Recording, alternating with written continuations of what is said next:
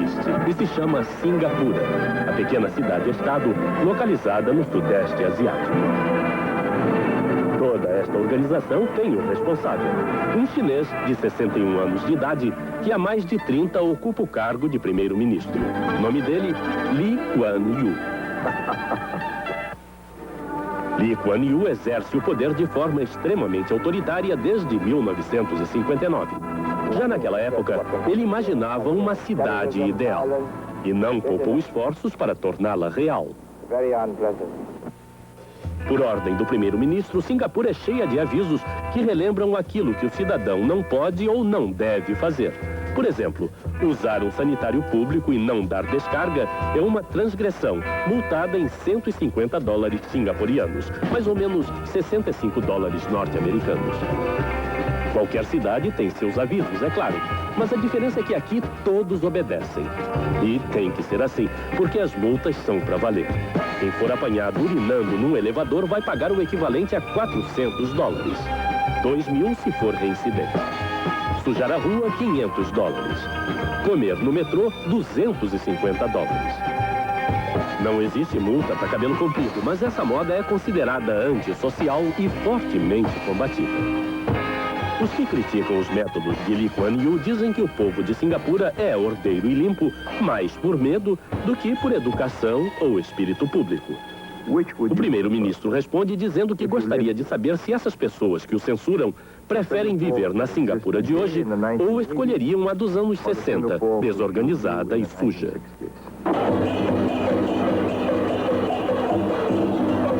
Singapura é um estado chinês que não é colônia, como Hong Kong, nem uma ditadura comunista como a China continental. Cerca de 76% da população são chineses.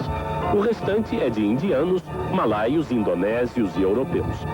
Foi essa diversidade de raças e de negócios que produziu uma imensa prosperidade. Singapura é o paraíso da iniciativa privada, um país das maravilhas para empresários de qualquer raça ou nacionalidade. Mas Lee Kuan Yew não deixa que o desenvolvimento, por mais novidades que possa trazer, interfira nas rígidas normas da disciplina. Como em toda parte do mundo de hoje, Singapura também enfrenta o problema das drogas.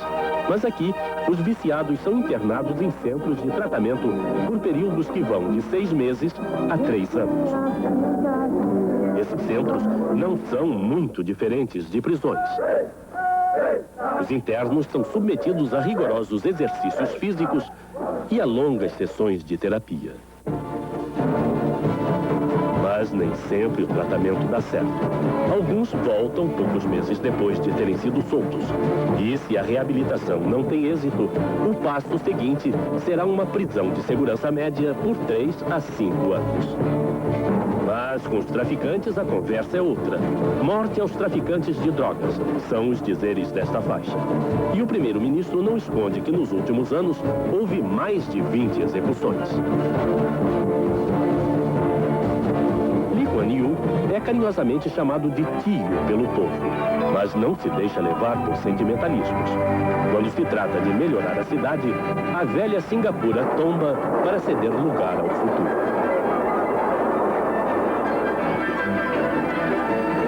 O governo financia a construção de casas para o povo. Hoje, de cada 5 singapurianos, 4 moram em casas próprias. Esta talvez seja a maior proporção em todo o mundo.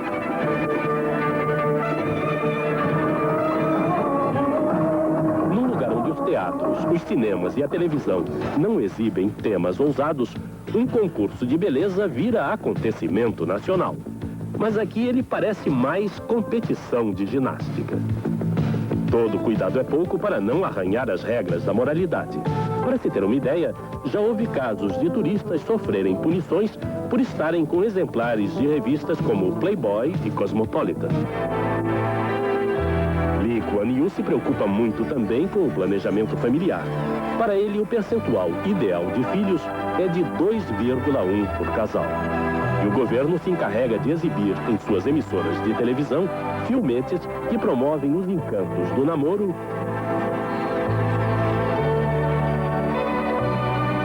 e a beleza do casamento.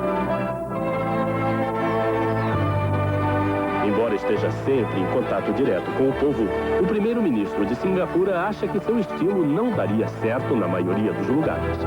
Ele conhece bem a cultura ocidental. Afinal, estudou muitos anos na Inglaterra e sabe escolher o que mais lhe agrada, como a música clássica europeia, por exemplo.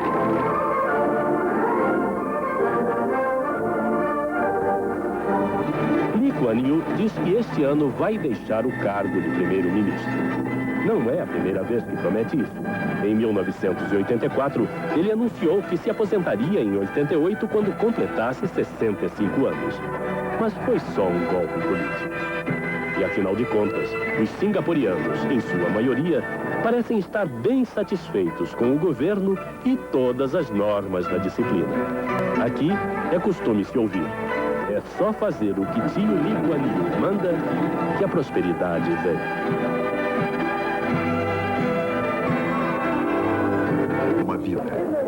Uma peregrinação da Meca, na Arábia Saudita.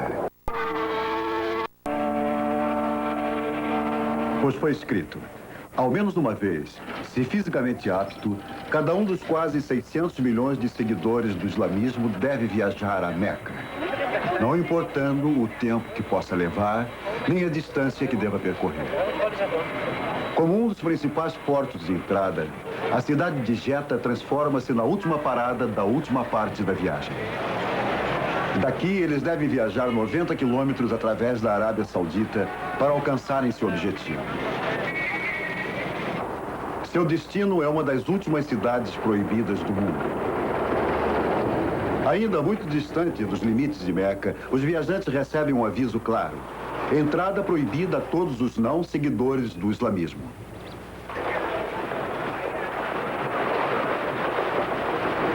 Para muitos dos devotos, seus lares são onde possam armar suas tendas. Vamos, estique isso direito. E aqui, onde apenas há 2 semanas era um vale deserto, a população temporária logo se equivale a de uma grande capital. A própria Meca possui apenas 200 mil residentes permanentes. Porém, anualmente, a peregrinação atrai mais de 1 milhão de fiéis.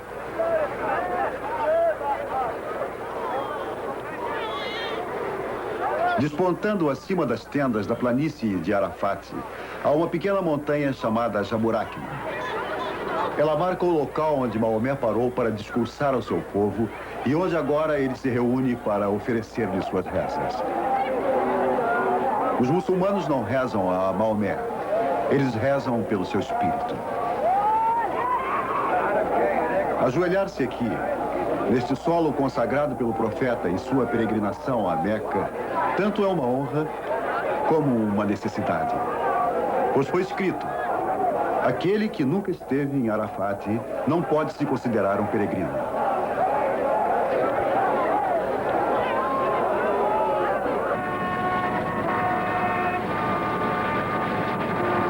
Para os peregrinos, entretanto, o caminho não é dos mais fáceis. A estrada para Meca fica tão congestionada pelo tráfego intenso que se leva toda uma noite para se andar menos de 10 quilômetros. Ao longo do caminho, contudo, o atraso é logo aproveitado. Muitos catam pequenas pedras para serem usadas numa cerimônia tradicional no dia seguinte. Situado no centro de um lugarejo chamado Mina, um grande bloco de pedra marca o local onde os muçulmanos acreditam que Abrão foi tentado por Satanás. Ao atirarem pedras deste símbolo do demônio, os devotos demonstram sua própria resistência às tentações. É uma ocasião solene, porém muito alegre. E quando a quantidade de pedras se esgota, alguns usam até mesmo suas sandálias.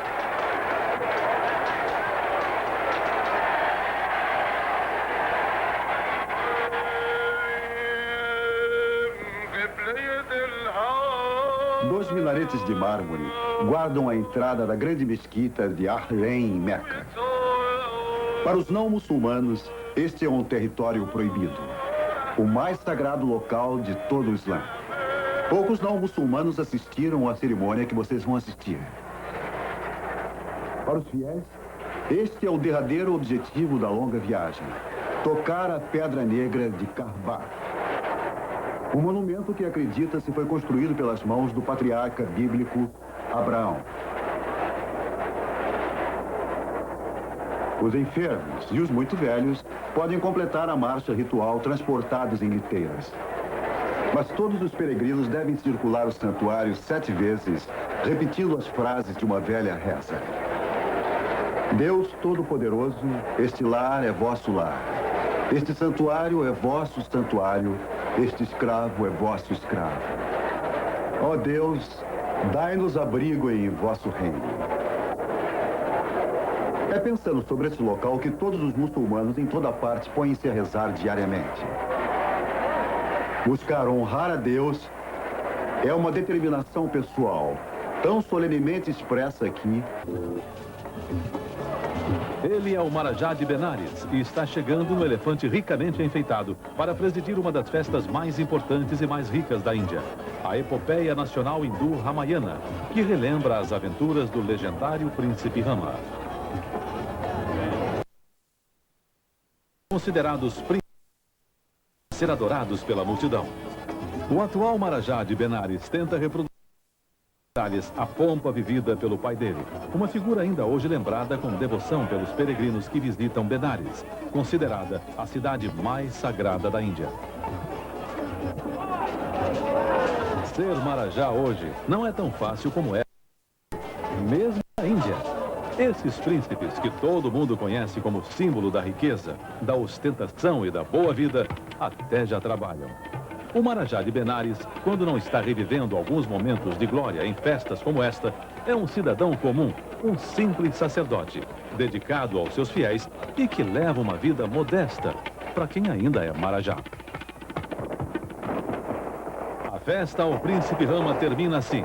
Enormes bonecos representando demônios recheados de bombas explodem e se incendeiam, uma maneira de espantar os maus espíritos e atrair riqueza. O foguetório no parque de frente ao Palácio de Jaipur é o sinal de que lá dentro o Marajá está dando uma grande festa. O Marajá de Jaipur continua sendo o centro da vida social da cidade. Ser convidado para uma de suas festas é uma honra com que todo mundo sonha. Veja só com que reverência ele é tratado pelos convidados. Todos tocam respeitosamente nos pés de Sua Alteza, numa tradição que vem de muitos séculos. A mulher do Marajá, a Marani, também é saudada pelos convidados com muita nobreza, como se fosse uma deusa. Os costumes ocidentais também mudaram muito a vida e o comportamento dos Marajás. Antigamente, cada um tinha direito a 4 Maranis e ainda podiam formar um rico harém com dezenas de outras mulheres que eram as concubinas do Marajanato. Hoje, já não é bem assim. O Marajá de Jaipur descende de uma das dinastias mais famosas e ricas da Índia, a dinastia Singh. Só ele possui uma fortuna calculada em mais de 300 milhões de dólares. Tem 5 palácios, um deles transformado em hotel de luxo, onde o Marajá trabalha administrando a fortuna da família. E aqui está o mais famoso e mais rico dos Marajás da dinastia Singh. É o Yadrivindra Singh, poderoso senhor da vida e da morte de 1,5 milhão de súditos. Estas imagens foram feitas há quase 50 anos e mostram a vida das 1001 noites que esse incrível Singh, o Marajá de Patiala, levava. Nessa festa, ele exibe algumas de suas joias mais famosas e caras. Na fivela do cinto, usa a maior esmeralda do mundo. E o turbante, cheio de pedras preciosas, foi segurado na época em 1939 por $1 milhão. No peito, um diamante azul de 1000 quilates. Durante a festa, os nobres homenageiam o Marajá com presentes que ele adora, joias. Aliás, a paixão pelas joias e as grandes pedras preciosas fez com que há mais de 120 anos o famoso diamante Cruzeiro do Sul, de 262 quilates, encontrado no Brasil, fosse fazer parte da coleção de um desses príncipes, o Marajá Candie Hall. Ele pagou pelo diamante brasileiro $100 mil. Foi durante o domínio inglês que esses príncipes da Índia viveram sua fase de ouro. A Inglaterra protegia os Marajás e garantia o poder deles. Quase 600 príncipes hindus juraram fidelidade ao rei da Inglaterra em 1858, quando a Índia se tornou colônia da coroa inglesa. Os marajás nunca se uniram. Eles tinham religiões e idiomas diferentes e principalmente pertenciam a raças bem distintas. Alguns vinham de dinastia tradicional. Outros fizeram carreira como altos funcionários do imperador mogol. Os menos ricos tinham poucos súditos e dominavam pequenas aldeias. Mesmo esses, os mais pobres, nunca tiveram problemas na vida. Também viraram lenda e deixaram grandes fortunas para seus descendentes. Até quem não chegou a Marajá tem honras e mordomias de Marajá. É o caso do velho Bahadur Mahendra Singh, que é só um rajá, mas vejam como ele é tratado. Mahendra Singh ainda hoje reina como rajá de Rupi Kulu e é venerado como a reencarnação de Vishnu, o deus do sol. Ele faz a festa no vale do rio Kulu, no Himalaia. Foi aqui que os ancestrais do rajá receberam 30 aldeias como herança. A roupa dele não fica nada a dever à dos marajás. É toda brocada em ouro. E a pompa da cerimônia também é gloriosa. Os camponeses trazem de suas aldeias os andores. No passado, eram quase 400 andores. Hoje, eles não chegam a 50. O Rajá Mahendra se considera um deus vivo e dá uma prova disso quando resolve andar no meio do povo. Veja só, ele não permite que a sombra de uma pessoa comum, considerada inferior, atinja seu corpo. O Rajá dribla a sombra do povo para não se tornar uma pessoa qualquer, impura.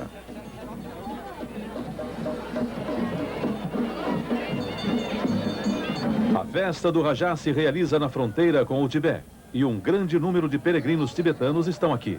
O som dos sinos e dos grandes búzios servem para afastar os demônios. E o vidente particular do Rajá, durante um transe, diz o que vai acontecer no futuro.